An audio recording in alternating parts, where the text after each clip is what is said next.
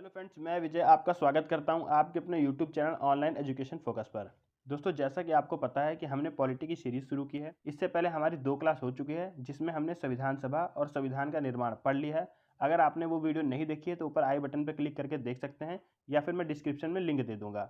आज हमारी संविधान की तीसरी क्लास है जिसमें हम भारतीय संविधान के स्रोतों के बारे में पढ़ेंगे। तो चलिए शुरू करते हैं आज का अपना वीडियो। संविधान को पूर्ण रूप से निर्मित होने में 2 वर्ष 11 महीने 18 दिन का समय लगा था। संविधान के निर्माण में लगभग 64 लाख रुपए का खर्च आया था। संविधान निर्माण की कार्यवाही को 53,000 व्यक्तियों ने देखा था। संविधान निर्माण के दौरान 11 अधिवेशनों में 114 दिन तक बहस हुई थी। संविधान निर्माताओं ने लगभग 60 देशों के संविधानों का अवलोकन किया और उन देशों के संविधानों से जो अच्छी चीजें थीं उसको निकाल के अपने संविधान में शामिल किया। डॉक्टर अंबेडकर ने गर्व के साथ घोषणा की थी कि भारत के संविधान का निर्माण विश्व के विभिन्न संविधानों को छानने के बाद किया गया है। अब हम देखते हैं कि भारत शासन अधिनियम 1935 से क्या क्या लिया गया है। देखिए, जब मूल संविधान बना था उस समय हमारे संविधान में 395 अनुच्छेद थे, जिसमें से 250 अनुच्छेद भारत शासन अधिनियम 1935 का ज्यों का त्यों ले लिया गया। देखिए, पहला है संघीय व्यवस्था, जहाँ पर केंद्र और राज्य दोनों प्रशासक इकाइयाँ पूरे देश की शासन व्यवस्था को संचालित करते हैं, संघीय व्यवस्था है। अगला है न्यायपालिका का ढांचा, जैसे supreme court, high court, district court और इनकी शक्तियां क्या होंगी, ये भी लिया गया है भारत शासन अधिनियम 1935 से। अगला है शक्तियों के वितरण की 3 सूचियां, इसमें आपका संघ सूची, राज्य सूची और समवर्ती सूची। फिर अगला है लोक सेवा आयोग यानी पब्लिक सर्विस कमीशन, जहां से आपके आईएएस और आईपीएस चुने जाते हैं। फिर राज्यपाल का कार्यालय, ये भी भारत शासन अधिनियम 1935 से लिया गया है। राजनीति का आधारभूत ढांचा, ये भी भारत शासन अधिनियम 1935 से लिया गया है। फिर है प्रशासनिक वितरण, इसमें बताया गया है कि किस तरह से प्रशासन को चलाया जाएगा। फिर आपातकालीन उपबंध, देखिए ये 3 तरह के होते हैं, राष्ट्रीय आपात, वित्तीय आपात और राष्ट्रपति शासन। अब हम देखते हैं ब्रिटेन के संविधान से क्या क्या लिया गया है। देखिए, संसदीय व्यवस्था, भारत में संसदीय व्यवस्था 2 प्रकार की है, एक है वास्तविक और एक है नाम मात्र की या औपचारिक। देखिए, वास्तविक सत्ता प्रधानमंत्री और मंत्रिपरिषद को माना जाता है और औपचारिक या नाम मात्र की सत्ता राष्ट्रपति को माना जाता है। अगला है द्विसदनीय व्यवस्था, हमारे संविधान में संसद के 2 सदन हैं, एक लोकसभा और दूसरा राज्यसभा। ठीक है। अगला है संसदीय विशेषाधिकार, इसका मतलब है कि हमारे देश में कानून बनाने का अधिकार सिर्फ संसद के पास है। अगला है एकल नागरिकता, देखिए हमारे संविधान में संघ की नागरिकता है, प्रांतों की नहीं। आप चाहे भारत के किसी भी राज्य में रहें, यूपी, बिहार, महाराष्ट्र, आपकी नागरिकता भारतीय होगी। मगर कुछ देश ऐसे हैं जहां पे दोहरी नागरिकता का प्रावधान है, मतलब देश की नागरिकता अलग होगी और राज्यों की नागरिकता अलग होगी। और आप उस देश में किसी एक राज्य से दूसरे राज्य में जाते हैं तो आपको उस दूसरे राज्य की भी नागरिकता लेनी पड़ेगी, उसे कहते हैं दोहरी नागरिकता। देखिए, अगला है मंत्रिमंडलीय प्रणाली, ये भी ब्रिटेन के संविधान से ली गई है। मंत्रिमंडलीय प्रणाली को विभागीय प्रणाली के नाम से भी जाना जाता है। अगला है परमाधिकार लेख, ये भी ब्रिटेन के संविधान से लिया गया है। देखिए, विधायी प्रक्रिया, इसे ब्रिटेन के संविधान से लिया गया है। इसमें राष्ट्रपति महोदय के पास 2 विधेयक ऐसे हैं जिन पे उन्हें वीटो पावर का अधिकार है। पहला है साधारण विधेयक और दूसरा है वित्त विधेयक। और 2 विधेयक ऐसे हैं जिन पर उनको वीटो पावर का अधिकार नहीं है। पहला है संविधान संशोधन विधेयक और दूसरा है धन विधेयक। अब मान लीजिए कोई विधेयक है, वो लोकसभा से पास हो गया और लोकसभा से पास होने के बाद राज्यसभा से भी पास हो जाता है। फिर जब वो राष्ट्रपति महोदय के पास जाता है और राष्ट्रपति महोदय अगर उस पर वीटो का प्रयोग कर देते हैं तो वो कभी एक्ट नहीं बनेगा। मगर राष्ट्रपति द्वारा किसी बिल पर एक बार वीटो पावर का अधिकार है, दूसरी बार में उन्हें उस बिल को पास करना ही होगा। पर यदि विधेयक संविधान संशोधन या धन विधेयक से संबंधित है तो राष्ट्रपति उस पर वीटो पावर का इस्तेमाल नहीं कर सकते। अगला है विधि का शासन, ये भी ब्रिटेन के संविधान से लिया गया है। इसमें संसद में जो कानून बनेगा उसी के अनुसार हमें शासन चलाना पड़ेगा, अपना मनमाना अधिकार नहीं चला सकते। अब हम देखते हैं अमेरिका के संविधान से क्या क्या लिया गया है। देखिए, फर्स्ट है मूल अधिकार। मूल अधिकार संविधान के भाग 3 अनुच्छेद 12 से 35 में है। वर्तमान में कुल 6 मूल अधिकार हैं। पहला है समता या समानता का अधिकार, जो कि अनुच्छेद 14 से 18 में है। दूसरा है स्वतंत्रता का अधिकार, यह अनुच्छेद 19 से 22 में है। तीसरा है शोषण के विरुद्ध अधिकार, यह अनुच्छेद 23 से 24 तक है। चौथा है धार्मिक स्वतंत्रता का अधिकार, यह अनुच्छेद 25 से 28 में है। पांचवा है संस्कृति एवं शिक्षा संबंधी अधिकार, यह अनुच्छेद 29 से 30 तक। और छठा है संवैधानिक उपचारों का अधिकार, यह अनुच्छेद 32 में है। अगला है न्यायिक पुनरावलोकन, यह भी अमेरिका के संविधान से लिया गया है, क्योंकि अमेरिका में न्यायपालिका बहुत ही शक्तिशाली है और न्यायपालिका को यह शक्ति है कि वह संसद द्वारा बनाई गई विधि या कानून की जांच कर सके कि वह संविधान के अनुरूप है या नहीं। देखिए, अगला है संविधान की सर्वोच्चता, ये भी अमेरिका से लिया गया है। भारत में सबसे ऊपर है संविधान और उसको शक्ति मिलती है भारत की जनता से। निर्वाचित राष्ट्रपति एवं उस पर महाभियोग, देखिए राष्ट्रपति पर महाभियोग अनुच्छेद 61 के तहत लगाया जाता है।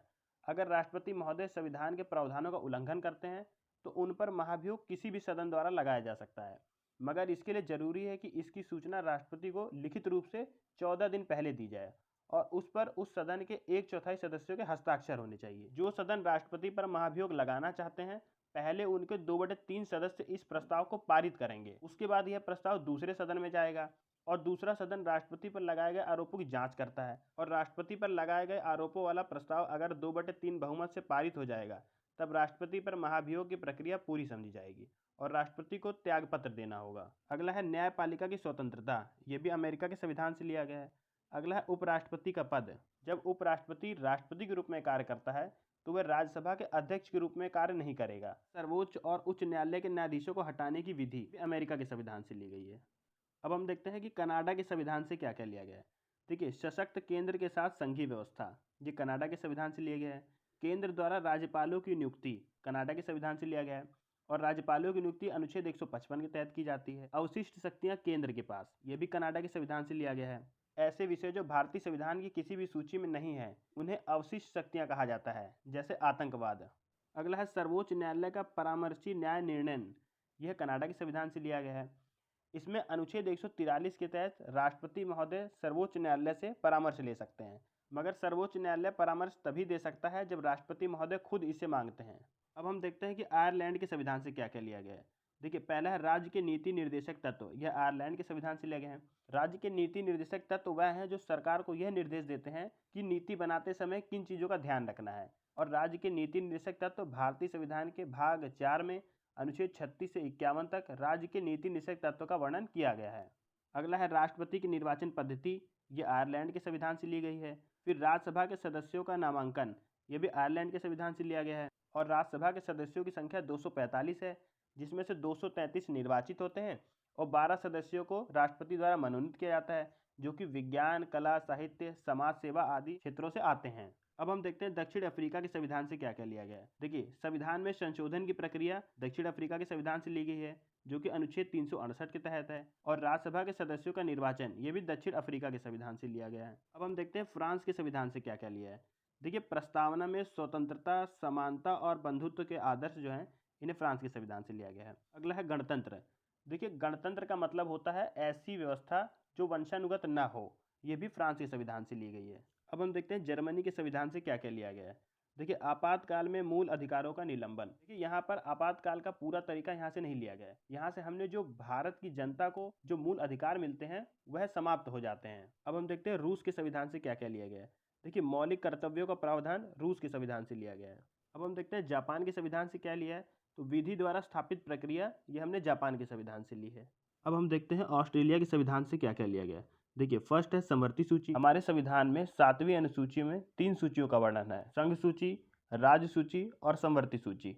संघ सूची और राज्य सूची को हमने भारत शासन अधिनियम 1935 से लिया है और समवर्ती सूची को हमने ऑस्ट्रेलिया के संविधान से लिया है। संसद के दोनों सदनों की संयुक्त बैठक। देखिए, अनुच्छेद 108 में यदि किसी विधेयक के संबंध में दोनों सदनों में गतिरोध उत्पन्न हो जाता है तो संयुक्त अधिवेशन का प्रावधान है। संसद का संयुक्त अधिवेशन केंद्र सरकार की सिफारिश पर राष्ट्रपति बुलाते हैं और इसकी अध्यक्षता लोकसभा अध्यक्ष करते हैं। अगला है व्यापार, वाणिज्य एवं समागम की स्वतंत्रता, ये भी ऑस्ट्रेलिया के संविधान से लिया गया है। फिर है केंद्र राज्य संबंध, ये अनुच्छेद 245 से 255 में लिए गए हैं, ये भी ऑस्ट्रेलिया के संविधान से लिए गए हैं। अगला है शक्तियों का विभाजन। इसमें तीनों सूचियों को विभाजित किया गया है कि संघ सूची, राज्य सूची और समवर्ती सूची। संघ सूची पर केंद्र सरकार कानून बना सकती है, राज्य सूची पर राज्य सरकार कानून बना सकती है और समवर्ती सूची पर राज्य सरकार और केंद्र सरकार दोनों कानून बना सकती है, मगर दोनों में अगर टकराव होता है तो केंद्र सरकार द्वारा जो कानून होगा वो मान्य होगा। तो दोस्तों, यहाँ पे हमारा टॉपिक कंप्लीट होता है। अब हम इससे संबंधित कुछ क्वेश्चंस को देखते हैं। देखिए, फर्स्ट क्वेश्चन है, भारतीय संविधान में समवर्ती सूची की अवधारणा ली गई है। ए आयरलैंड से, बी अमेरिका से, सी ऑस्ट्रेलिया से, डी दक्षिण अफ्रीका से। राइट आंसर है ऑप्शन सी, ऑस्ट्रेलिया से। अगला प्रश्न है, भारतीय संविधान में मौलिक कर्तव्यों का विचार किया गया है। ए अमेरिकी संविधान से, बी रूस के संविधान से, सी ब्रिटिश संविधान से, डी फ्रांस के संविधान से। राइट आंसर है ऑप्शन बी, रूस के संविधान से। भारतीय संविधान में शामिल नीति निर्देशक सिद्धांत किसके संविधान से प्रेरित हैं।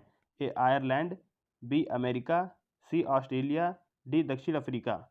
राइट आंसर है ऑप्शन ए, आयरलैंड। अगला प्रश्न है, भारत में सरकार की संसदीय प्रणाली कहाँ से ग्रहण की गई है।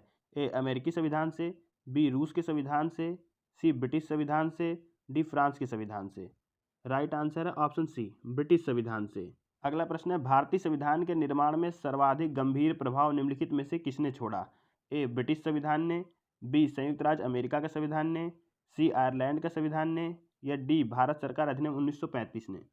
राइट आंसर है ऑप्शन डी, भारत सरकार अधिनियम 1935 ने। अगला प्रश्न है, भारतीय संविधान में संशोधन की प्रक्रिया किस देश के संविधान से प्रभावित है? ए, अमेरिकी संविधान से, बी, रूस के संविधान से, सी, ब्रिटिश संविधान से, डी, दक्षिण अफ्रीका के संविधान से। राइट आंसर है ऑप्शन डी, दक्षिण अफ्रीका के संविधान से। अगला प्रश्न है, राष्ट्रपति द्वारा राज्यसभा के सदस्यों के नामांकन का नियम किस देश के संविधान से लिया गया है? ए, आयरलैंड, बी, अमेरिका, सी, ऑस्ट्रेलिया, डी, दक्षिण अफ्रीका। राइट आंसर है ऑप्शन ए, आयरलैंड।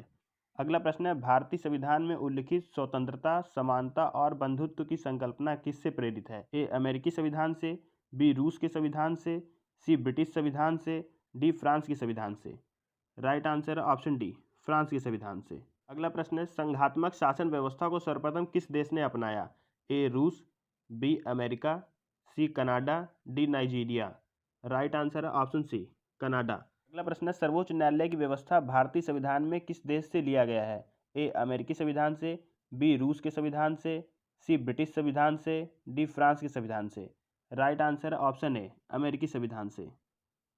तो फ्रेंड्स, यहीं पे वीडियो होती है समाप्त। वीडियो अच्छी लगे तो वीडियो को लाइक करें, शेयर करें, चैनल को सब्सक्राइब करें, बेल आइकन को प्रेस करें, जिससे मेरी आने वाली हर वीडियो का नोटिफिकेशन आपको मिलता रहे। मिलते हैं फिर अगली वीडियो में, तब तक के लिए जय हिंद, जय भारत।